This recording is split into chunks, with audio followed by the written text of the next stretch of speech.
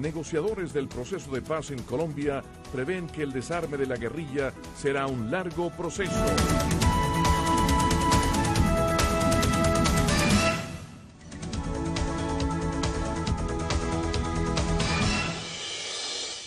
Y el presidente colombiano Juan Manuel Santos exigió este lunes investigar a fondo las denuncias de espionaje hechas por un detenido que involucran a una central de inteligencia del ejército y al movimiento político del expresidente Álvaro Uribe. Reveladas por la revista bogotana Semana, las denuncias fueron hechas por Andrés Sepúlveda, detenido desde mayo pasado por delitos relacionados con espionaje y hoy recluido en las celdas de la Fiscalía General.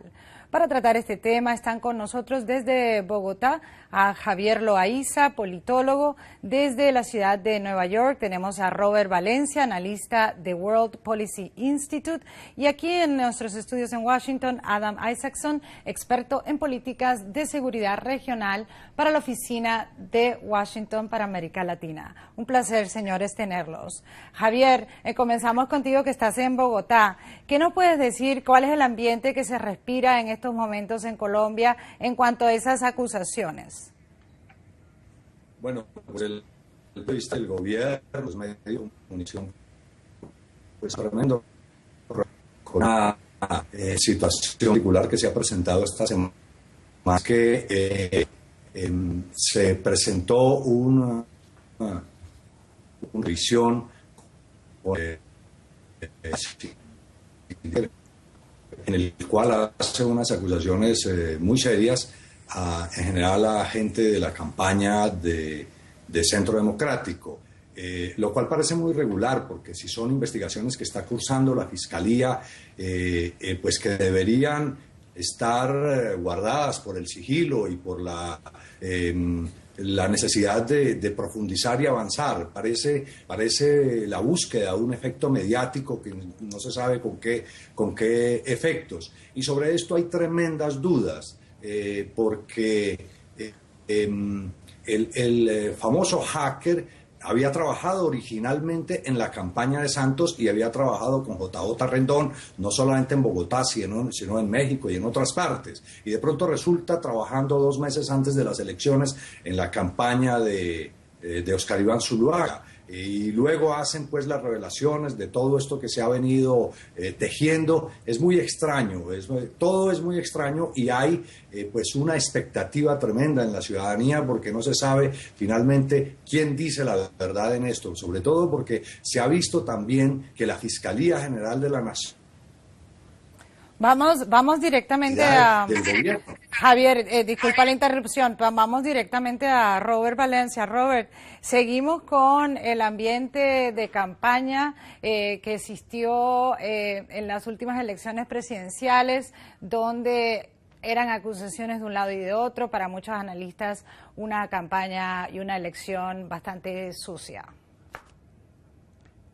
Correcto, Patricia. Primero que todo, muchísimas gracias por la invitación y un saludo a los televidentes. Sí, yo creo que esto es una continuación del escándalo que surgió a raíz del video que precisamente la revista Semana emitió semanas o días antes de las elecciones, donde se ve supuestamente miembros de la campaña de Oscar Iván Zuluaga y el mismo Zuluaga platicando con el hacker y preguntándole las funciones y todo el tejemaneje, como se dice, de su trabajo al infiltrar específicamente a miembros de la guerrilla, porque según en las declaraciones que hizo el mismo Sepúlveda, su función era la de espiar a los miembros de la guerrilla y no a ningún otro miembro del gobierno.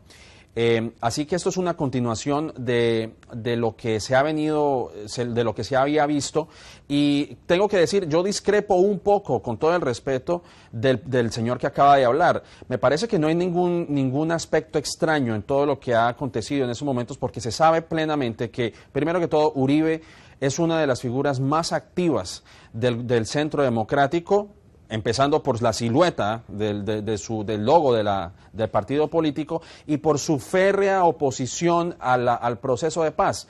Yo creo que atando cabos, pues no hay ningún tipo de diferencias.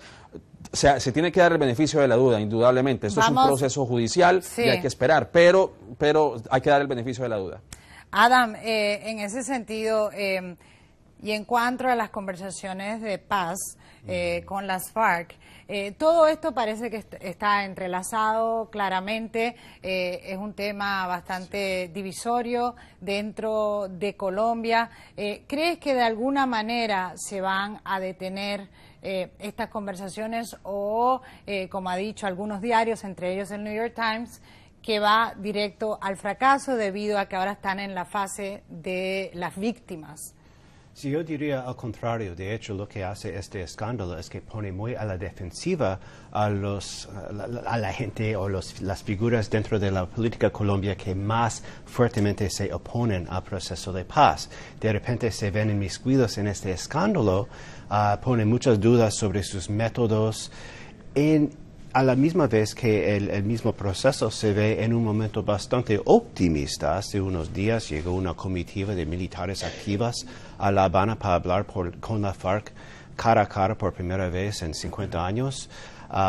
El hecho de que ahora están hablando de temas como víctimas, cómo acabar el conflicto y hacer desmovilización y desarme, creo que está inyeccionando más optimismo en la conversación actual, a la misma vez que el señor Uribe y su gente se ve teniendo que siempre defenderse de estas acusaciones. ¿Estás de acuerdo con esa postura, Javier, de que aquellos que están en contra del proceso de paz se ven un poco limitados debido a que se está sabiendo de algún tipo de manipulaciones por detrás? Yo creo que es que hay digamos, como un estilo del gobierno. El gobierno del presidente Santos le gusta el unanimismo. Y por ejemplo, en el gobierno que acaba de terminar, tuvo más del 90% del Congreso. La única oposición que tuvo fue la del señor Uribe, que le hacía a través de Twitter. Y ha adoptado una postura y un señalamiento a quienes no están de acuerdo con el proceso de paz. No es que no estén de acuerdo con la paz, es lo que se percibe. Es que no están de acuerdo con la manera como se está manejando. No están de acuerdo con que se dejen vacíos y se dejen espacios de información donde se sabe si es que va a generarse algún tipo de impunidad. Entonces lo que aquí se manipula la información es que cualquier persona que no se muestre de acuerdo con el gobierno, entonces es un amigo de la guerra, y como decía el otro señor que está en la conversación anteriormente, que es que como Uribe es opositor, entonces Uribe manda a espiar. Pues me parece que eso no es lógico. El hecho de que yo no esté de acuerdo con alguien o con algo no quiere decir, eso no me pone en una postura criminal. De hecho, en el Congreso esta semana, los congresistas del Centro Democrático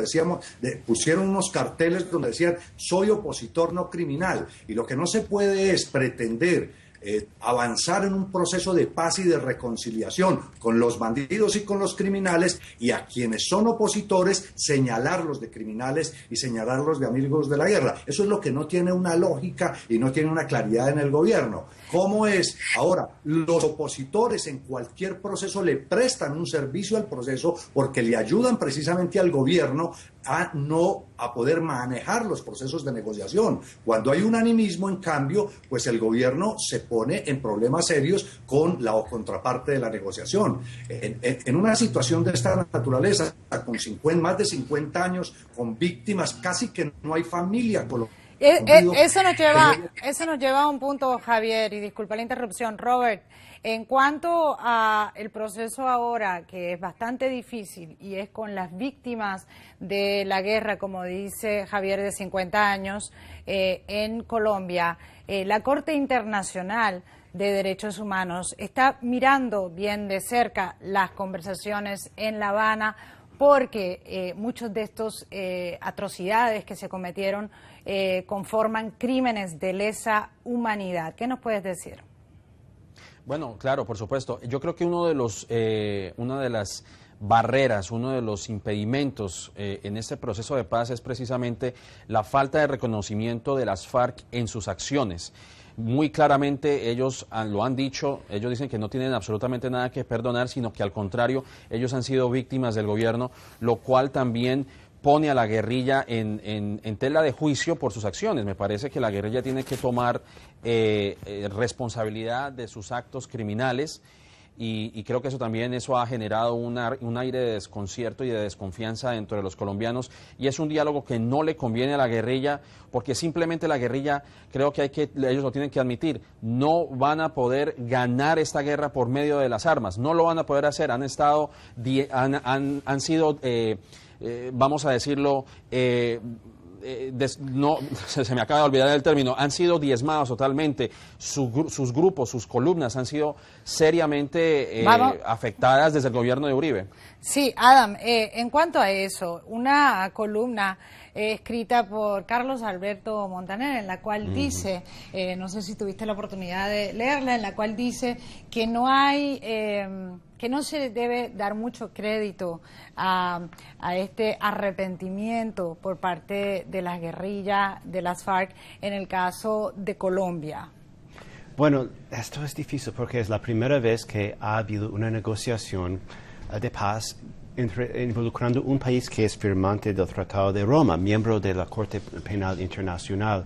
Entonces, hay la posibilidad de que, aunque no sean derrotados militarmente, algunos de sus miembros de la FARC van a tener que entregar el arma y ir a la cárcel o algo parecido, porque Colombia tiene esos compromisos internacionales y la Corte Penal Internacional puede iniciar un caso propio. Eso es decir, Colombia tiene que encontrar una manera de realmente hacer que los miembros de las FARC, quienes han violado masivamente los derechos humanos, paguen alguna pena. Tal vez no es una cárcel, tal vez es otra privación de libertad, pero sí va a tener que ser mucho más que un simple arrepentimiento que no sea totalmente más que un simple perdón, sincero. más que simple unas lágrimas, va a ir más allá de eso. Declaraciones, verdad completa sobre lo que hicieron, no sé qué más para reconciliarse y restaurar la dignidad a las víctimas y tal vez algo de privación de libertad de alguna manera que no han descubierto la fórmula todavía. Javier, una de las cosas que nos preguntamos de aquí, desde fuera, pero dándole seguimiento a lo que pasa en Colombia, es en el sentido que esto obviamente afectó las elecciones presidenciales. ¿Cómo se va a la vida cotidiana del colombiano? ¿Cómo esto se va a ir desarrollando? Porque políticamente es un país bastante activo y que está dándole mucha cobertura a todo este proceso de paz.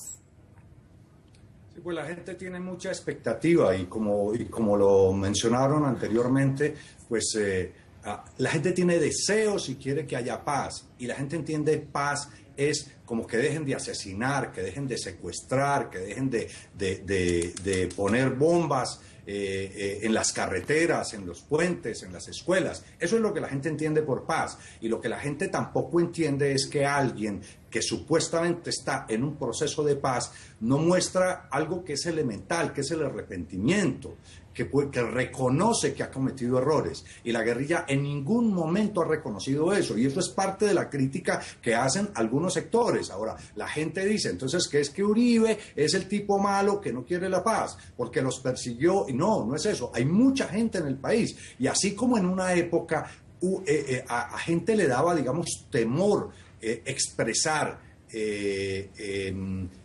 críticas al gobierno de Uribe, ahora pues también se ha vuelto una manipulación maniquea también, en que a la gente le da temor expresar. A mí mismo, por ejemplo, en distintos medios en los cuales me expreso, cuando yo planteo estas consideraciones, por el Twitter a mí me señalan que es que soy un uribista, que es que soy un enemigo de la paz, que soy un amigo de la guerra, que eso termino siendo paraco, que entonces me parece que es terrible y me parece que es tremendo y me parece que el gobierno en eso y los medios de comunicación tienen una gran responsabilidad.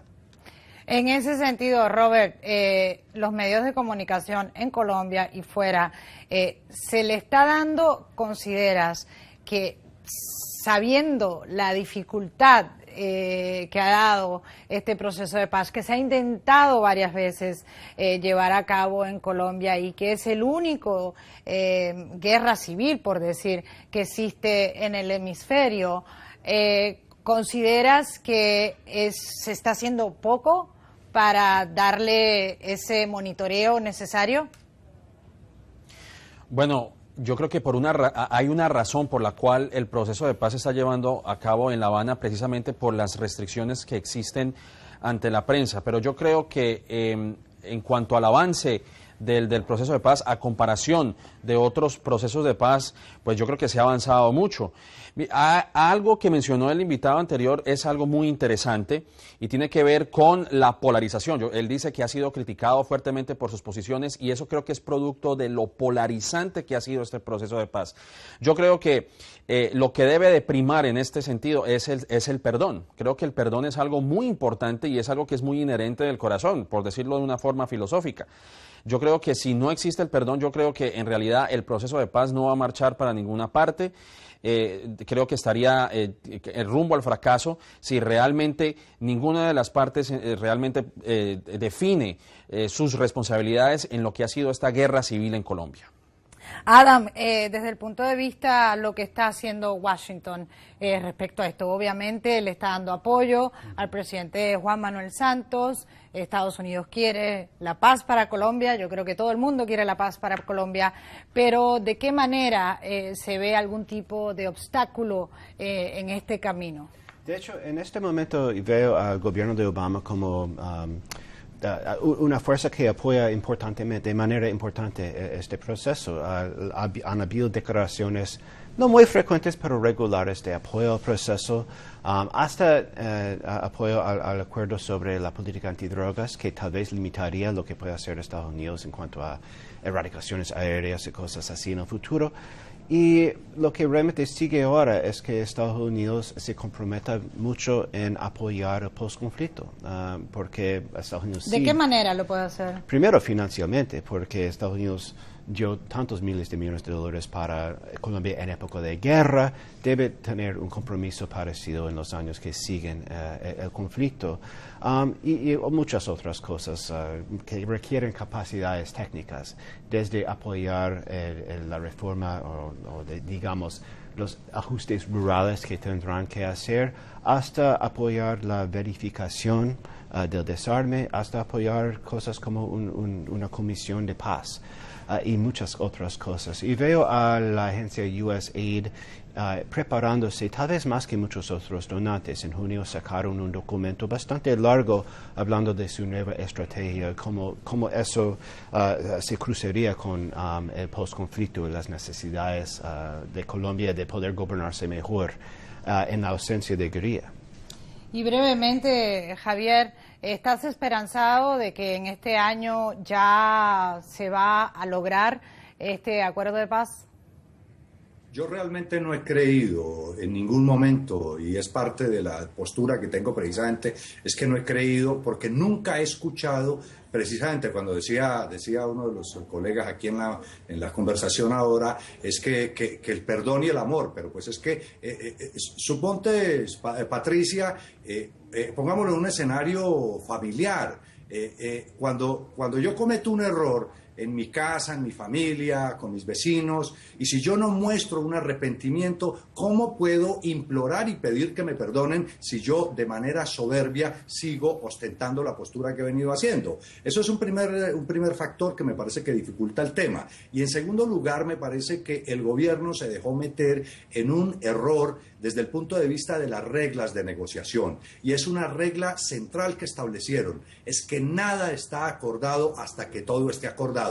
Luego, todo lo que se dice que hay unos avances importantes, pues realmente no hay avances importantes precisamente porque hay esa regla que está establecido. Es decir, que se pueden poner de acuerdo en el 99.9% de los temas, pero si en el último momento un 0.1% no se acuerda, entonces se rompe todo y todo lo que se hizo no tiene sentido. A mí me parece que desde el punto de vista de la inteligencia del proceso negociador, ahí hay unas dificultades realmente severas. Bueno, estaremos dándole seguimiento a todo lo que acontece en torno a este tema. Le agradecemos a Javier Loaiza, a Robert Valencia y a Adam Isaacson por habernos acompañado en el día de hoy. A nuestros televidentes, no se retiren, ya regresamos. Están viendo Foro Interamericano de La Voz de América.